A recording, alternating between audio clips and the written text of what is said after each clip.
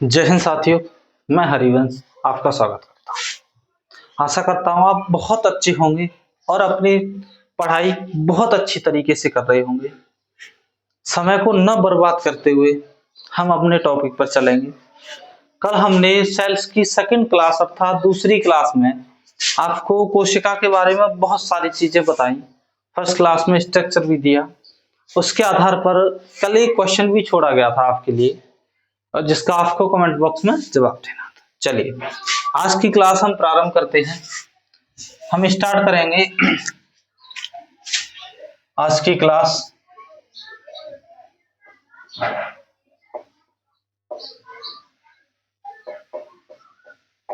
कोशिका की संरचना। हम स्टार्ट करने वाले हैं कोशिका की संरचना।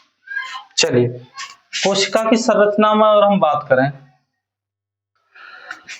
तो हम सबसे पहले लेंगे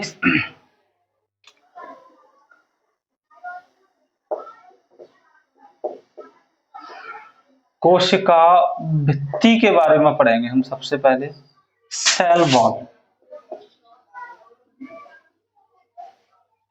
कोशिका भित्ति। देखिए अगर हम कोशिका भित्ति की बात कर लेते हैं तो देखिए कोशिका भित्ति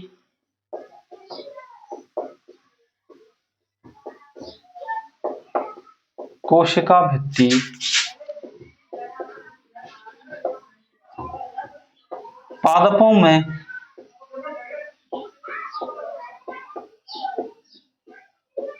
पाई जाती है जो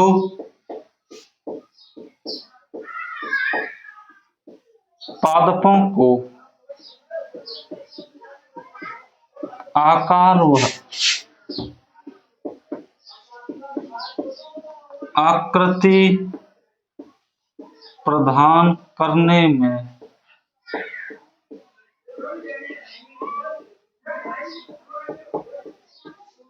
मदद करती है। ठीक है भाई, चलिए आगे समझेंगे।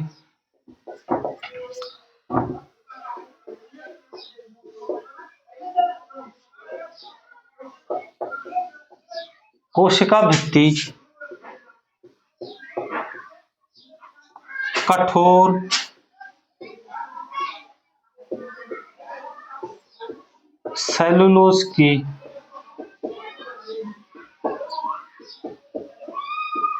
बनी होती है। दोस्तों कोशिका भित्ति कठोर सेलुलोज की बनी होती है। हम यह भी बताएंगे कि यह सेलुलोज एक्चुअल में है क्या। चलिए अगली हम बात करेंगे सेलुलोज की ही बात कर लेते हैं। सेलुलोज जीव द्रव्य का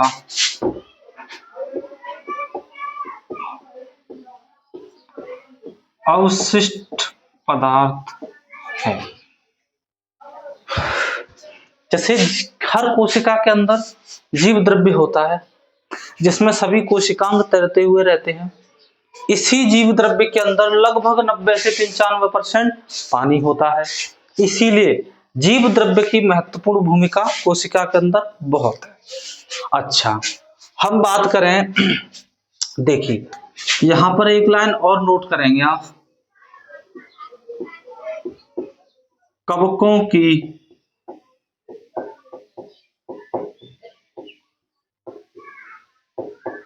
कोशिका भित्ति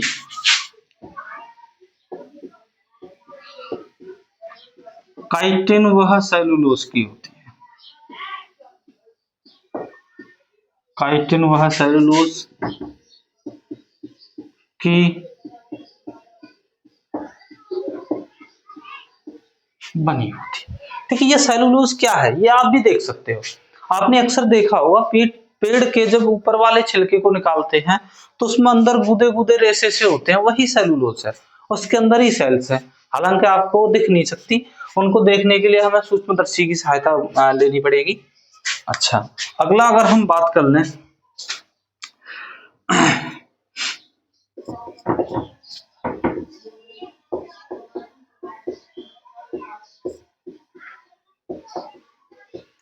कोशिका भित्ति की खोज या अध्ययन, कुछ भी कह सकते हो, कोशिका भित्ति का अध्ययन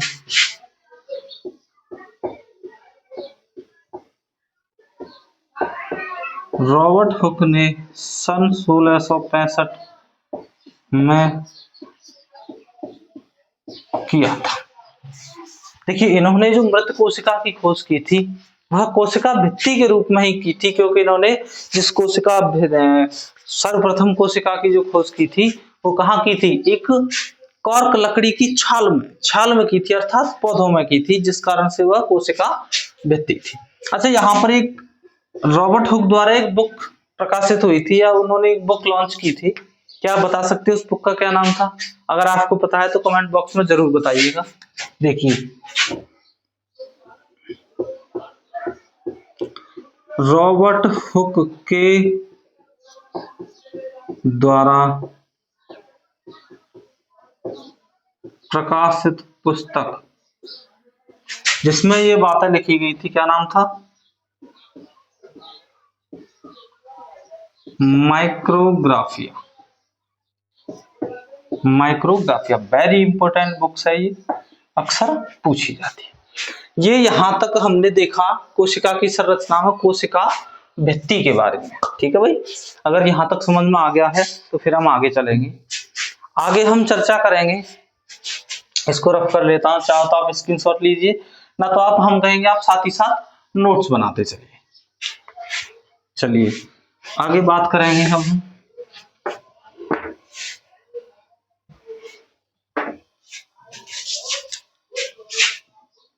अगला पॉइंट है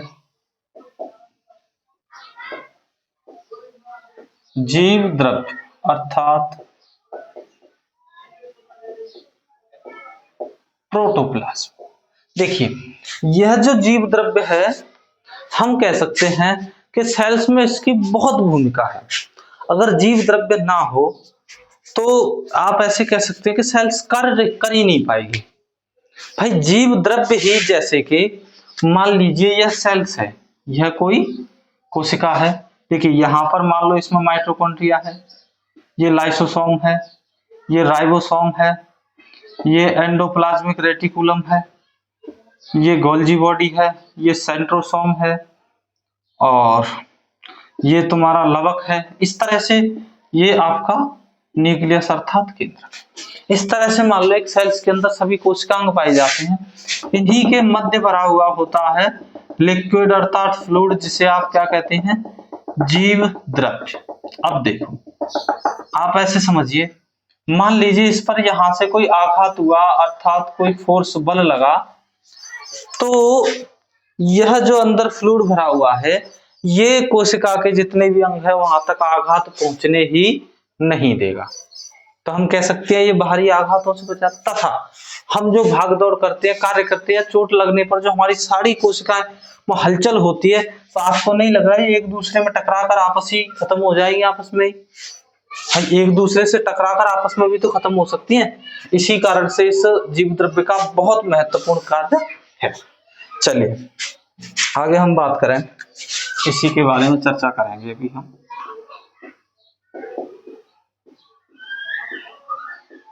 जीव द्रव्य की खोज।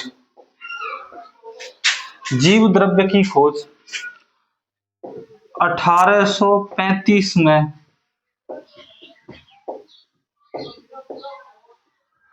डुजार्डिन नामक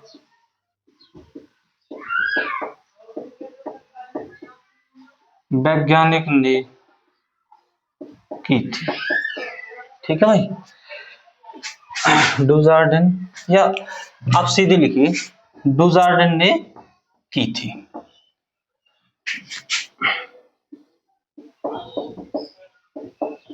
अच्छा, लेकिन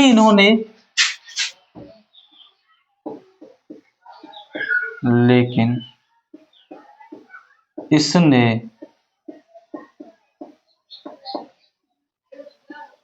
सारकोड नाम दिया। इसने क्या नाम दिया था? सारकोड। अच्छा, अभी हम अगली बात कर लेते हैं। इन्होंने सारकोड नाम दिया था। इसके बाद आए थे पुरकिंजे, सॉरी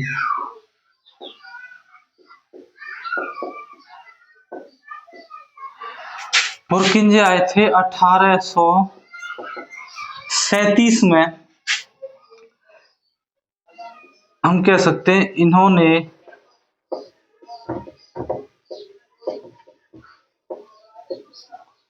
सर्वप्रथम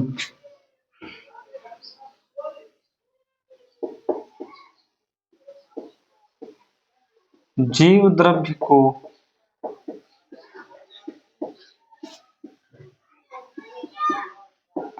प्रोटोप्लाज्म कहा। जीव द्रव्य को क्या कहा, या हम कह सकते हैं प्रोटोप्लाज्म इन्होंने नाम दिया। इसके बाद अगले व्यक्ति आए, नाम था हक्सले। हक्सले ने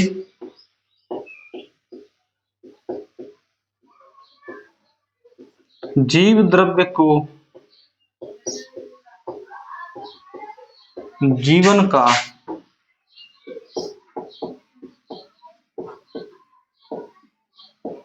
भौतिक आधार बताया। जीवन का भौतिक आधार बताया। इन्होंने कहा कि यह जो जीव द्रव्य है, इसी के माध्यम से सारी क्रियाएं कोशिका की संपन्न हो पा रही हैं, अर्थात यह जीवन का भौतिक आधार है। ठीक है भाई। अगला हम बात कर लेते हैं यहीं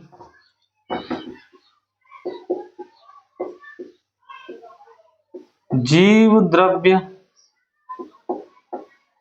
सिद्धांत। बहुत महत्वपूर्ण सवाल है ये। 1839 में किसने दिया था, पुरकिंजे ने दिया था। वेरी इंपॉर्टेंट क्वेश्चन, कई परीक्षाओं में पूछा गया सवाल है ये कि जीव द्रव्य सिद्धांत 1839 में किसने पेश किया, पुरकिंजे। डॉक्टर जो पुरकिंजे थे, इन्होंने ही जीव द्रव्य सिद्धांत को पेश किया था। चलिए आगे हम इसमें बात करेंगे। अभी देखिए, अब हम चर्चा कर लेते हैं। अब इसको मिटाते हैं। अगला हम कोशिकांग लेंगे, कोशिका झिल्ली। अगला कोशिकांग है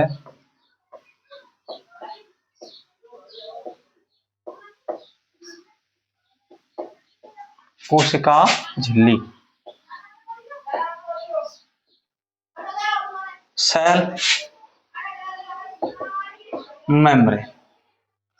अगला है कोशिका झिल्ली, सेल मेम्ब्रेन। ठीक है भाई, इसके बारे में चर्चा करते हैं। देखिए, सबसे पहली बात,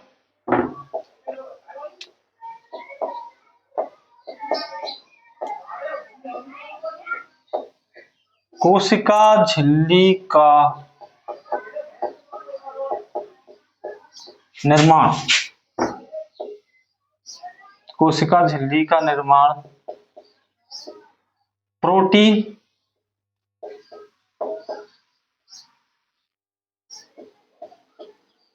कार्बोहाइड्रेट और वसा से होता है। पहला पॉइंट है ये। अगले पॉइंट की हम बात करें तो हम कहेंगे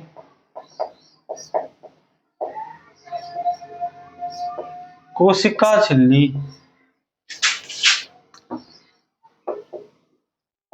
जंतु और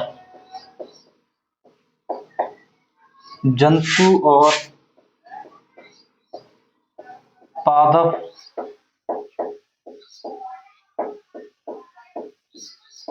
दोनों में पाई जाती है। देखिए, इस क्वेश्चन का विशेष ध्यान रखना कि कोशिका जो भित्ति थी, सेल वॉल थी, वो सिर्फ पादपों में पाई जाती है, लेकिन कोशिका झिल्ली दोनों में पाई जाती है। ठीक है भाई। अगली हम बात कर लें, यह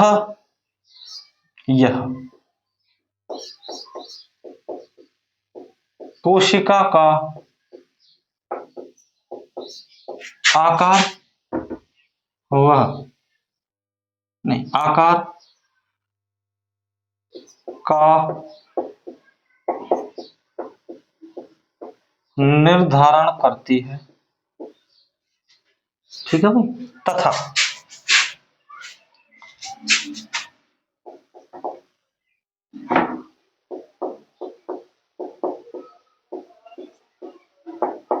कोशिका को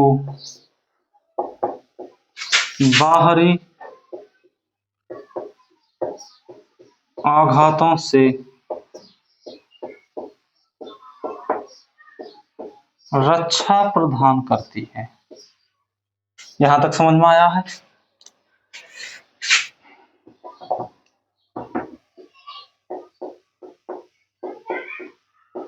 कोशिका झिल्ली को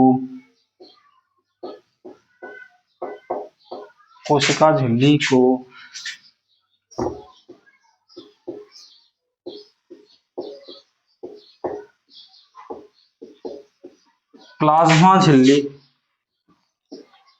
या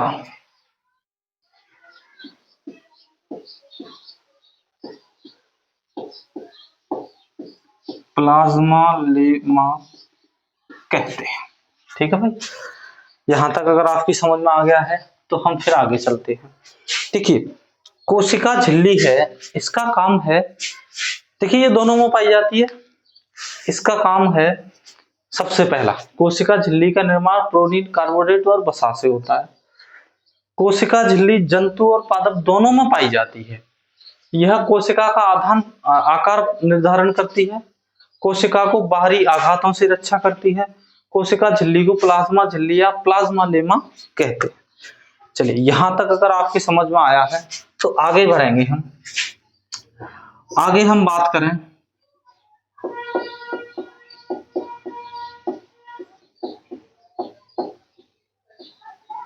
कोशिका झिल्ली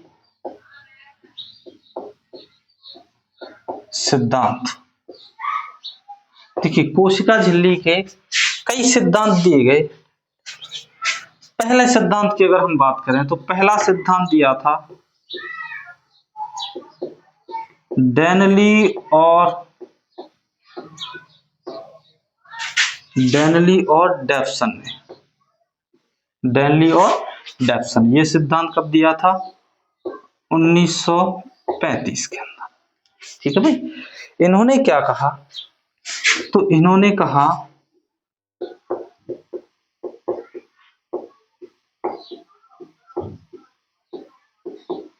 कोशिका झिल्ली का निर्माण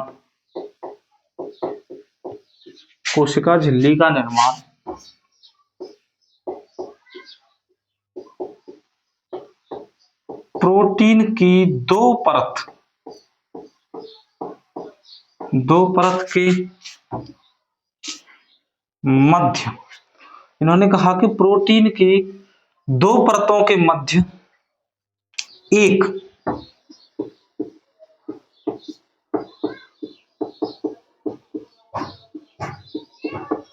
फास्फोलिपिड की परत होती है। दो ही कहा इन्होंने कहा दो होती है। इन्होंने क्या कहा कि कोशिका झिल्ली का निर्माण प्रोटीन की दो परतों के मध्य दो फॉस्फोलिपिड की परत होती है, इससे कोशिका झिल्ली का निर्माण होता है। यह पहला सिद्धांत किसने दिया था? तुम्हारा डेनली और डेफसन ने। इस सिद्धांत को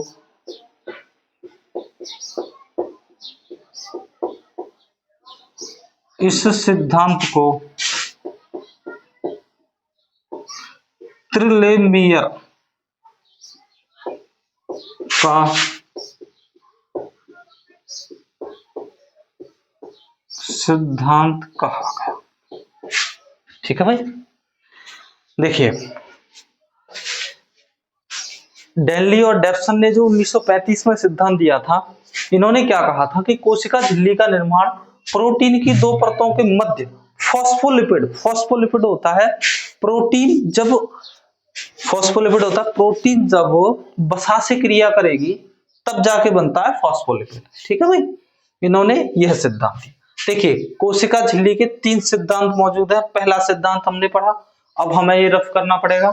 आप चाहें तो इसकी स्क्रीनशॉट ले सकते हैं, अन्यथा अगर आप साथ साथ नोट्स बना रहे हैं तो और बेहतरीन, अच्छी बात है। चलिए अगले सिद्धांत की चर्चा कर लेते हैं हम।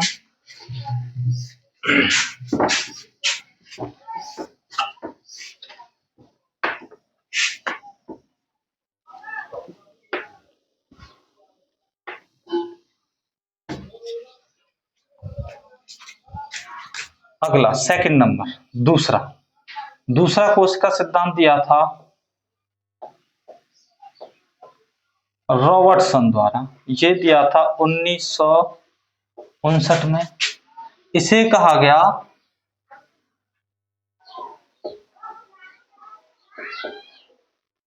झिल्ली आवरण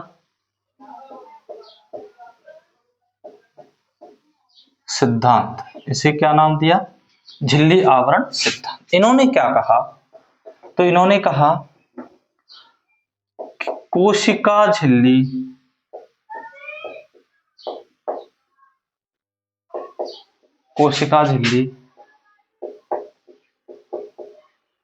प्रोटीन के 2 परतों के मध्य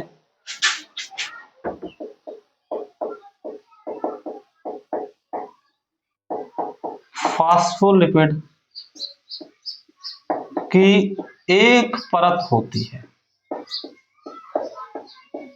फॉस्फोलिपिड की एक परत होती है। इन्होंने कहा कि कोशिका झिल्ली प्रोटीन की 2 परतों के मध्य फॉस्फोलिपिड की एक परत होती है, या एक वशीय परत, यानी लिपिड्स का मतलब आप समझ सकते हैं वसा होती है। ठीक है भाई, चलिए इनका इतना ही सिद्धांत था।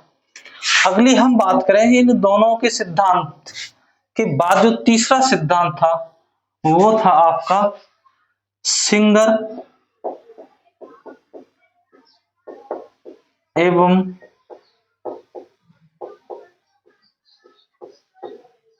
निकोल्सन। इन्होंने दिया था 1972 में।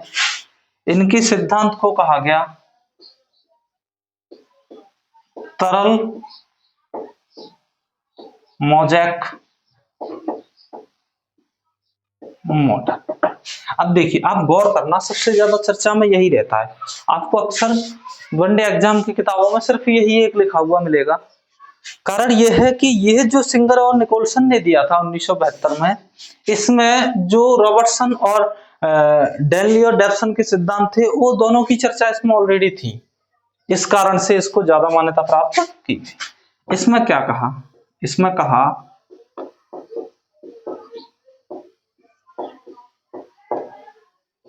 कोशिका झिल्ली की मध्य परत, कोशिका झिल्ली की मध्य परत लिपिड अर्थात वसा की बनी होती है, जिस पर, अच्छा चलिए अगली लाइन से,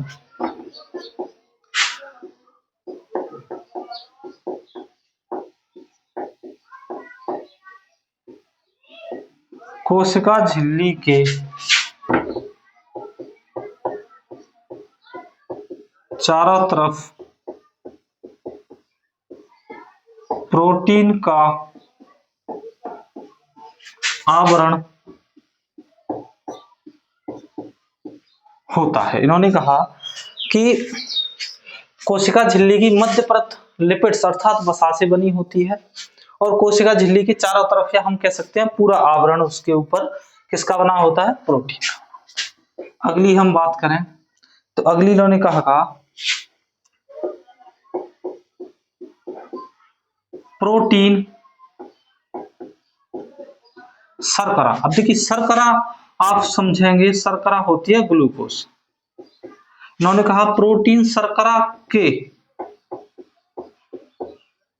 साथ मिलकर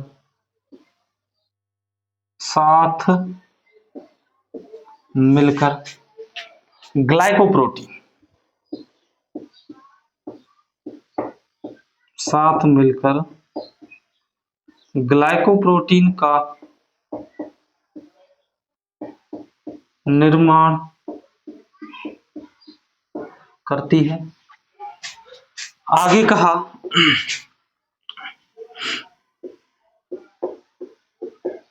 प्रोटीन वसा अर्थात फैट के साथ मिलकर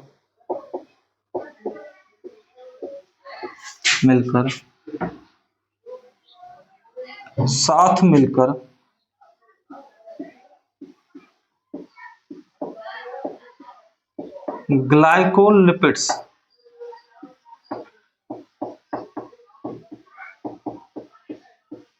का निर्माण करती है। इन्होंने कहा कि प्रोटीन वसा फैट के साथ मिलकर ग्लाइकोलिपिड्स का निर्माण करती है।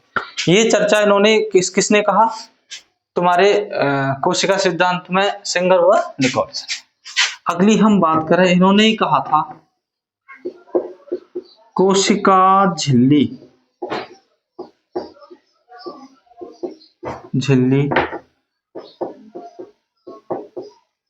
कोशिका को आकार व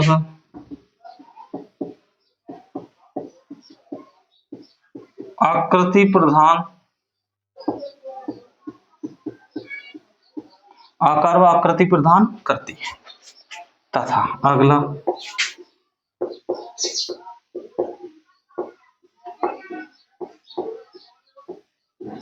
कोशिका झिल्ली कोशिका को बाहरी आघातों से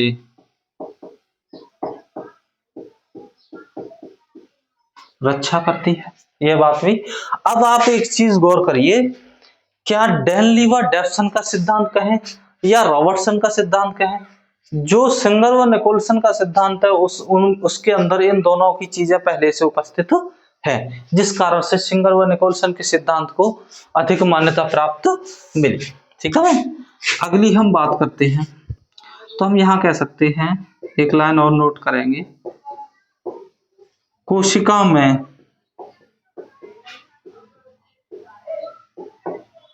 एंजाइमों का संग्रह कहाँ होता है? माइटोकॉन्ड्रिया।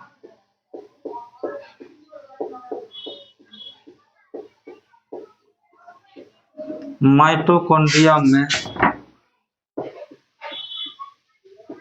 होता है। अगला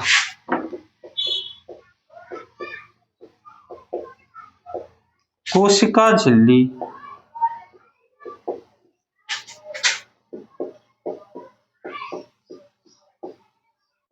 पिनोसाइटोसिस व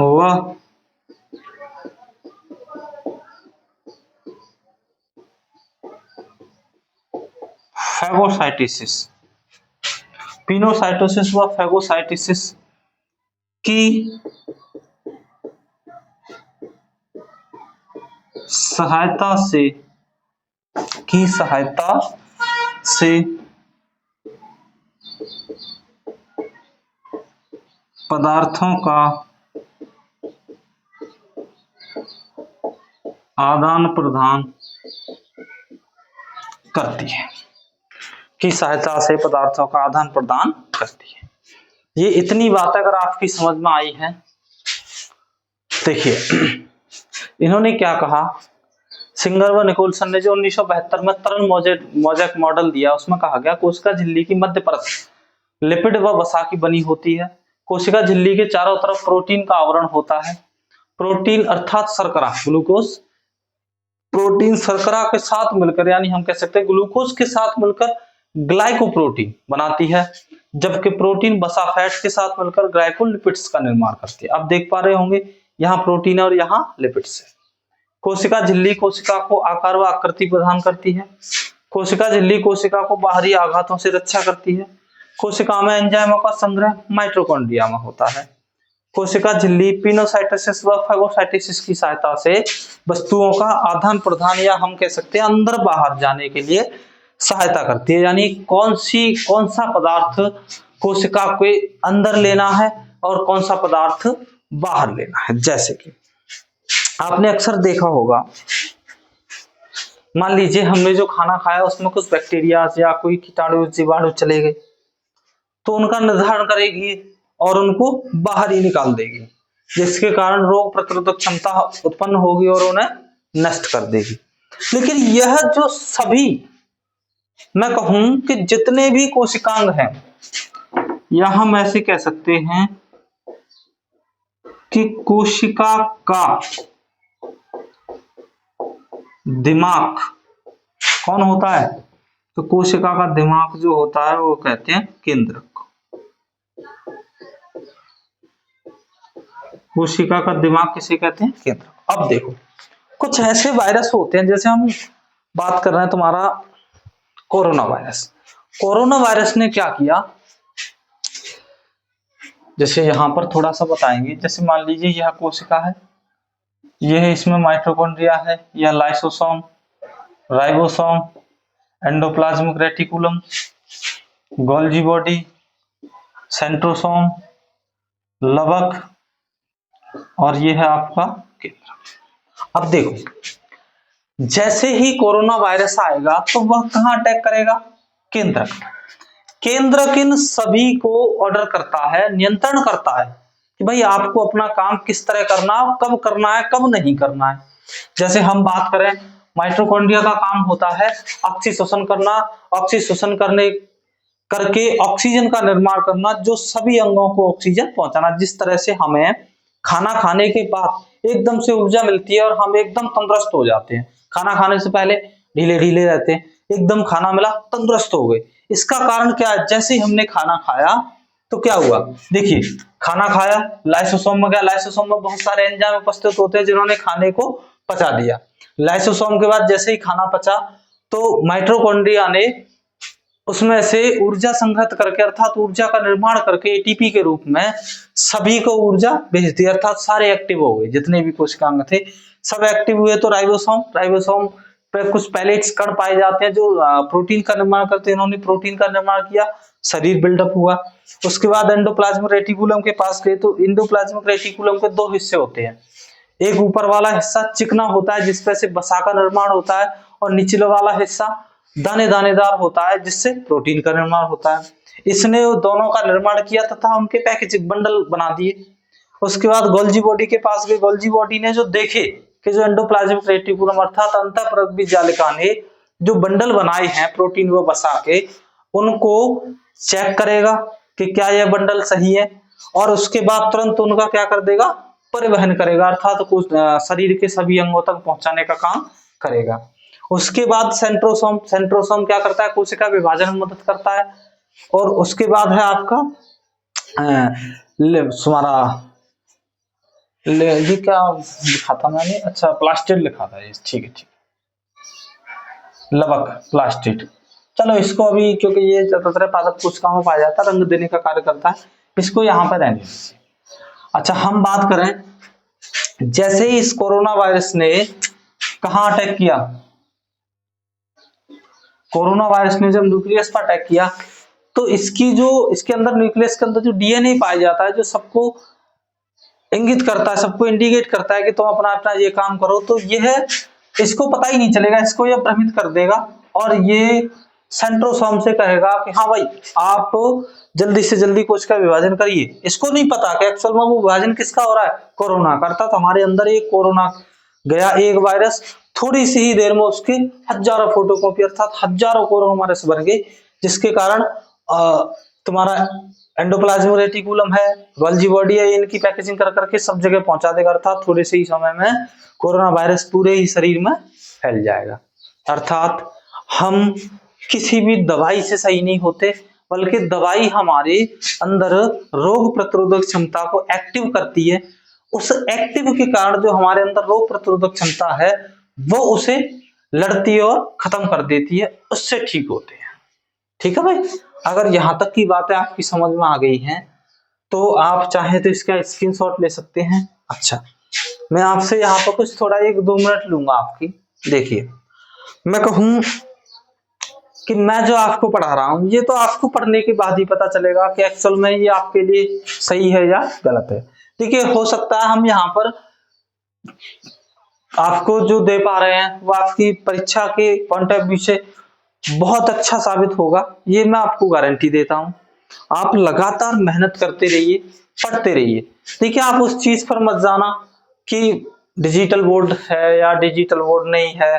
देखिए, अगर डिजिटल बोर्ड ही पढ़ाई का माध्यम होता तो डिजिटल बोर्ड तो अब आए कल परसों से, इससे पहले भी तो लोग पढ़े हैं, विद्वान थे, नौकरियां भी हैं, सब कुछ था। तो ऐसा कुछ नहीं है। और आप, मैं ये कहूंगा कि माध्यम कोई भी हो, सिर्फ पढ़ाई होनी चाहिए। आप पढ़ाई पर फोकस करिए, माध्यम पर फोकस मत करिए। माध्यम कोई भी हो, सिर्फ पढ़ाई पर फोकस करिए। अच्छा, अब चलिए आगे चलते हैं हम।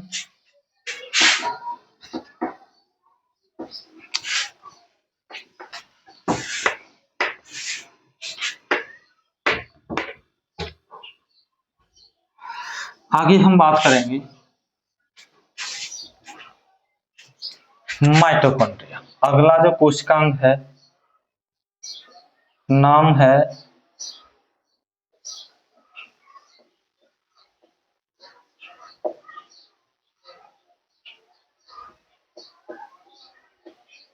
माइटोकॉन्ड्रिया। देखिए, माइटोकॉन्ड्रिया को, चलो इसकी पहले एक स्ट्रक्चर के माध्यम से समझने का प्रयास करेंगे कि यह कार्य क्या करता है। जैसे मान लीजिए, यहां पर हम कुछ भी ले सकते हैं, जीव ही ले सकते हैं, कोई भी जीव है। देखिए, सबसे पहले जीव क्या होगा, वह खाएगा खाना। जब वह खाना खाएगा तो यह खाना जब उसके बॉडी में प्रवेश करेगा तो यहाँ पर इसको ऐसी कई चीजें, कई अंग मिलेंगे, लेकिन हम फिलहाल किसकी बात करें, माइटोकॉन्ड्रिया। यहां मान लीजिए यह किससे टकराया, माइटोकॉन्ड्रिया से। माइटोकॉन्ड्रिया में होता है ऑक्सीश्वसन। माइटोकॉन्ड्रिया में क्या होता है,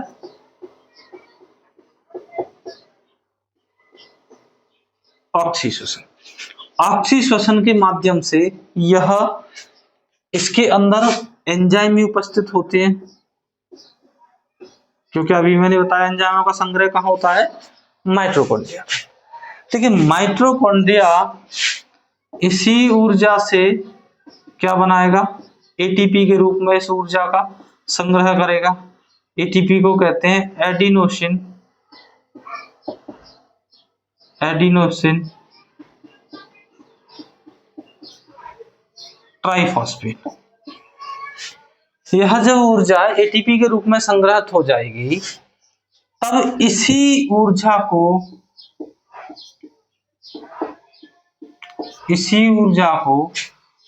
जीव, अब इस जीव में कोई भी हो सकता है, चाहे मानव हो या कोई भी हो, यह कब उपयोग करेगा, जब इसके पास मान लीजिए ब्रेकफास्ट रहते हैं तो उस समय इसी का उपयोग किया जाता है, इसी ऊर्जा का। तथा यही ऊर्जा सारे शरीर में काम करती है, जिससे हमारी बॉडी में सारी क्रियाएं संपन्न हो पाती हैं।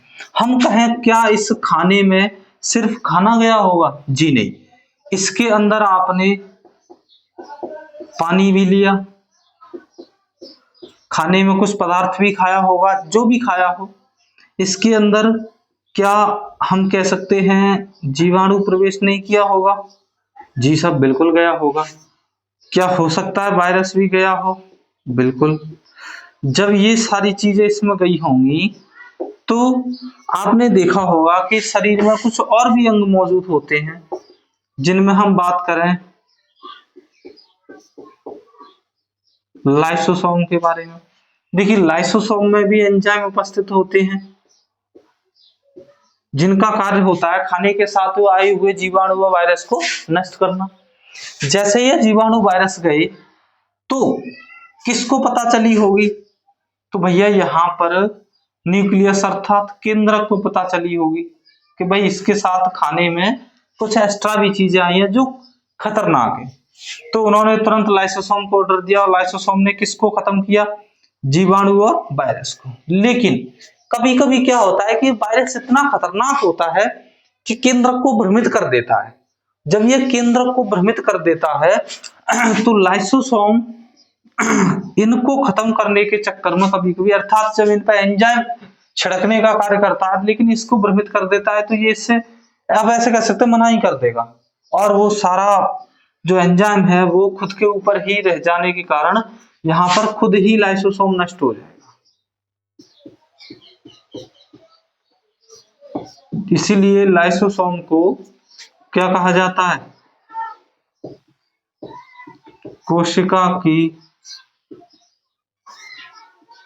आत्महत्या की थैली, यही कारण है। ठीक है भाई, जैसे यह जीवाणु वायरस को खत्म करते करते कभी कभी खुद भी खत्म हो जाता है, इस कारण से इसी कोशिका की आत्मघात थैली कहा जाता है। ठीक है भाई, अगर आपको इतना कुछ समझ में आ रहा है तो आप सब्सक्राइब कर सकते हैं और आप एक लाइक कर सकते हैं। इससे हमें एक मोटिवेशन मिलेगा कि हमारे द्वारा पढ़ाई हुई चीजें आप तक पहुंच पा रही हैं, आपको बेहतरीन तरीके से समझ आ रही हैं। आज आपके लिए जो क्वेश्चन है जिसको आपको जवाब कमेंट बॉक्स में देना है, वह क्वेश्चन क्या है?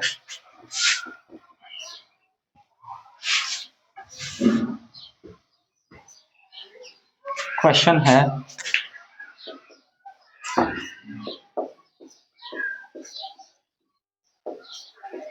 रॉबर्ट हुक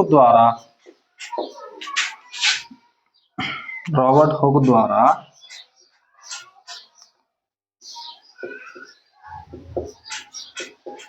लिखी गई पुस्तक कब लिखी थी? तो 1665 में। इसका क्या नाम था? यह आपको कमेंट बॉक्स में बताना। ठीक है भाई, चलिए आज का हम सेशन यही समाप्त करते हैं। मिलेंगे नेक्स्ट डे और हम माइटोकॉन्ड्रिया से स्टार्ट करेंगे और सभी कोशिकांगों को बारी बारी से पढ़ेंगे।